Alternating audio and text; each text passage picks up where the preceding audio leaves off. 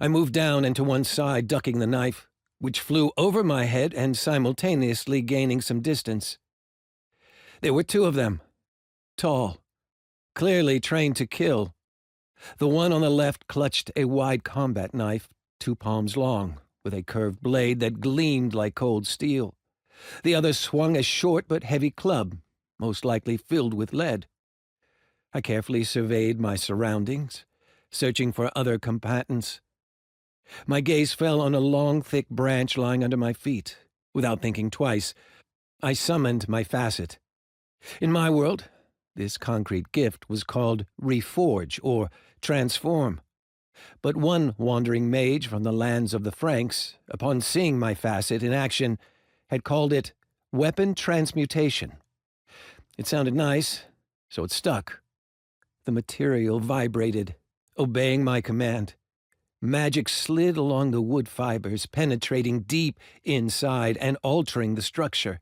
A few moments, one effort of will, and in my hands lay a neat wooden spear with a 3-sided tip. Not too long. Alas, the branch had been a bit short, less a spear and more a large dart. "Mother was right," hissed the man with the club. "He has awakened his magic. We must finish him off, and quickly." In an instant, one of the thugs rushed to attack, whipping out a knife. His movements showed solid experience, smooth, economical, with no needless flourishes, and yet they hardly resembled the technique of a talented warrior. More like a seasoned murderer who was used to cutting the throats of gaping travelers from behind. And he clearly underestimated me, seeing only a beardless young man standing before him. All right then, boys. Time to warm up. And at the same time, I could also get a good idea of what my new body was capable of. It hadn't inspired any particular confidence or joy so far.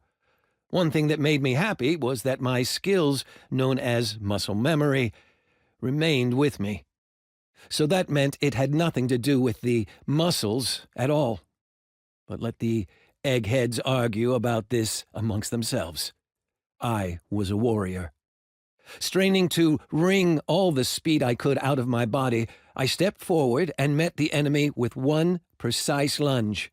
The 3-sided wooden tip sank almost entirely into the enemy's unprotected throat with a wet crunch. His knife only helplessly grazed the air, a hand's length in front of my stomach. There it was, the long-range advantage.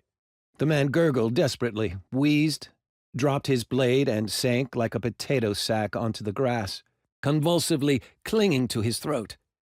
I squeamishly poked at his carcass with the toe of my boot.